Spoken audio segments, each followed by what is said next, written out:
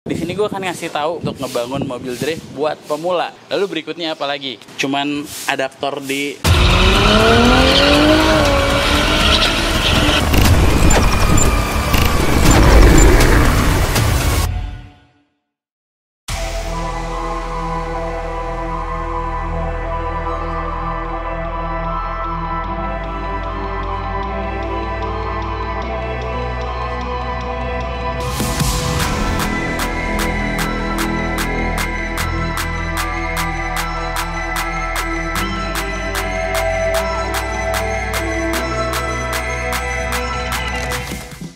Yo, hello guys, welcome back to my channel.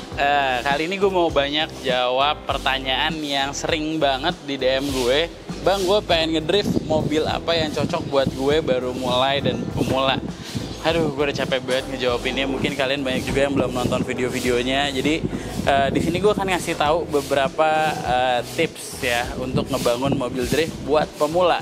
Yang pertama, kalian udah pasti harus tahu mobilnya mau apa dulu. Tapi kalau rekomendasi gue, sesuai yang gue pakai, itu adalah BMW E36 323. Nah, salah satunya di belakang mobil gue ini adalah mobil daily drift yang gue bikin, yang gue pakai buat latihan, dan terkadang dipakai sama teman-teman gue juga buat latihan.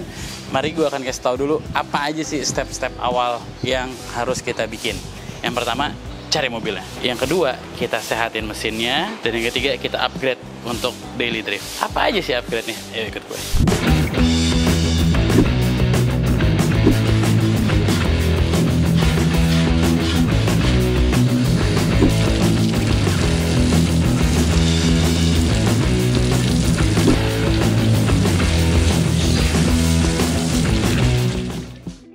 Kalau kita ngelihat dari sektor mesin, sebenarnya nggak banyak yang dirubah dari E36 323 standar ini. Ya biasanya ini cuman gue bisa bilang stage 1 lah. Di sini di sektor mesin gue mengganti Viscofan dengan menggunakan electric fan karena Viscofan lumayan cukup berat dan ketika diganti dengan electric fan akan menjadi lebih ringan.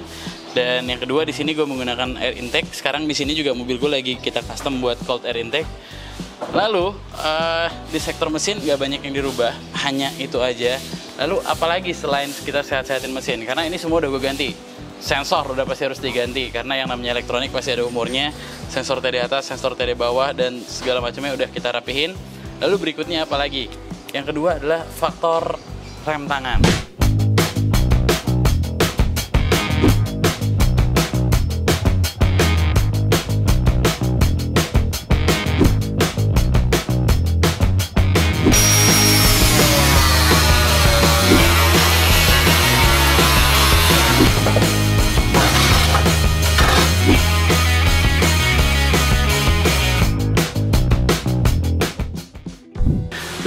Kebetulan banget mobil ini lagi dibongkar. Kalau kalian ngelihat sekarang gue di sini lagi ngebenerin. Ya namanya juga E36, mobil tua. Mobil ini dari tahun 96, udah 14 tahun. Jadi ada beberapa bagian yang keropos yang lagi gue reinforce lagi supaya mobilnya nggak ada bolong-bolong. Di sebelah sana kemarin udah sempet reinforce. Balik lagi ke apa aja yang harus dirubah. Nah, yang kedua adalah rem tangan hidrolik. Rem tangan hidrolik ini, oke. Rem tangan yang standarnya gue rubah menjadi rem tangan yang hidrolik. Tapi sebenarnya hidrolik ini adalah option, karena menurut gue ketika rem tangan lo cukup pakem, ya nggak apa-apa gitu, pakai aja masih yang bawaannya. Tapi gue lebih suka gue mengganti dengan yang hidrolik, karena menurut gue lebih pasti. Nanti mungkin next time akan gue jelasin bagaimana cara kita instalasi bikin hidrolik handbrake ini. Tapi ya ini adalah yang kedua. Yang berikutnya adalah gardan atau LSD. Gue sempat bikin gardan atau LSD, video tentang gardan dan LSD atau las.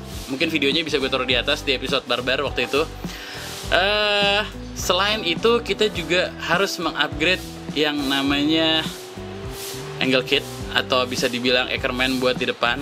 Tapi sebelum gue kesana, mumpung gue lagi di bagian interior, kalian bisa ngelihat mobil ini udah dipakein roll bar. Kenapa mobil ini dipakein roll bar? Karena mobil ini bisa dipakai sama kelas drift star ataupun kelas rookie buat ikut kejuaraan. Jadi gue tidak merubah banyak, tinggal nambahin doang roll barnya. Dan mari kita lihat angle kit yang akan digunakan.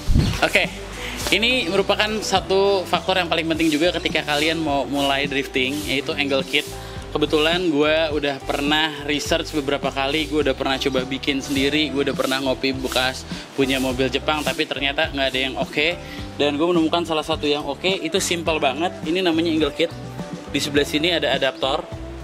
Dia cuman adaptor bentuknya segini aja. Nah, ini gue dapetin, gue beli online di eBay, namanya MRT. Ini juga bagus banget karena Ackerman-nya bagus banget. Selain dia nambahin angle steeringnya, kalau kalian bisa ngeliat angle steer gue udah bisa kebuka banget. Selain bisa nambahin angle steering, ini juga ngurangin radius steer. Jadi biasanya steernya kita misalnya kalau kita putar ke kanan 2 kali, ini cukup 1,5 kali atau 1/4 kali. Jadi kita belokin sedikit aja, bannya udah belok banyak. Nah itu enak banget dan kepake banget buat drifting untuk quick steering. Dan ini harganya kalau gue nggak salah sekitar 400 sampai 500 dolar ya di websitenya, sampai masuknya gue nggak tahu apa. Ini pun barangnya cuman simple, cuman adaptor di knuckle doang. Tapi sebenarnya ada juga full kitnya. Full kitnya itu juga dia satu set sama armnya juga, sama ininya, sama sama sambungan tie rodnya juga. Mungkin akan gue contohin. Ini adalah yang basic buat dipakai daily drift. Mungkin akan gue contohin satu angle kit yang full yang berada di mobil gue kebetulan.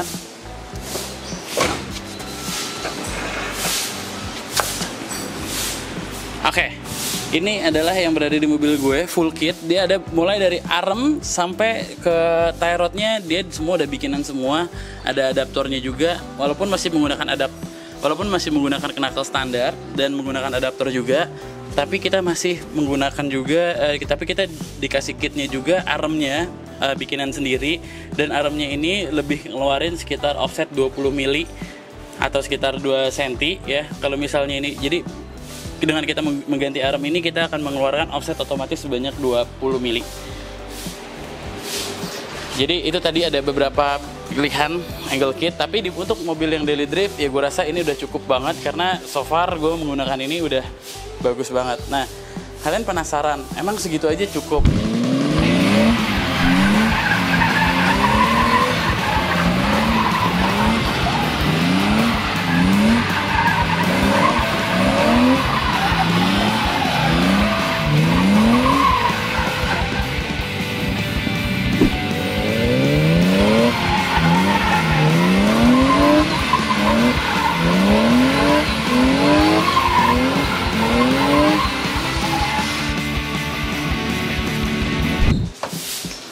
Yang paling penting terakhir adalah coilover. Nah, tanpa coilover kita nggak bisa ngedrift. Sebenarnya coilover itu merupakan salah satu gue bisa bilang equipment wajib dia ada di mobil drifting. Karena apa? Karena kita bisa ngatur semuanya, dari setup keras empuknya, dari setup gripnya, setup tractionnya, dan yang paling penting kita nggak diakal-akalin. Jadi memang coilover itu gunanya memang untuk bikin mobilnya lebih stiff dan lebih steady.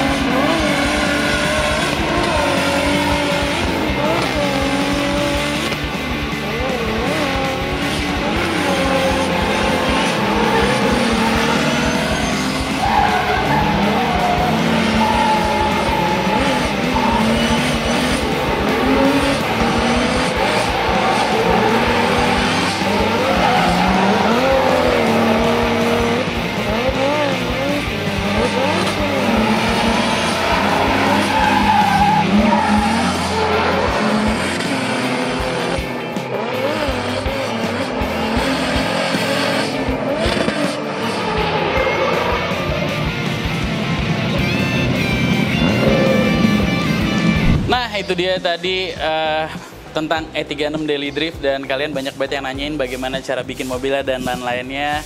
By the way, jangan lupa kalian komen kalau ada yang mau kalian tanyakan, dan banyak banget pertanyaannya pasti, dan gue akan jawabin satu-satu pertanyaan kalian. Oh iya, kalau kalian mau mobil di samping gue ini S90-nya Aria untuk kita review, silahkan kalian komen di bawah. Nanti kalau misalnya komennya banyak, gue akan langsung review mobil ini. Oke, segitu dulu kayaknya dari gue. Gak bosan-bosan gue ngingetin kepada kalian untuk tetaplah berhati-hati dalam berkendara dan di rumah aja. Dadah.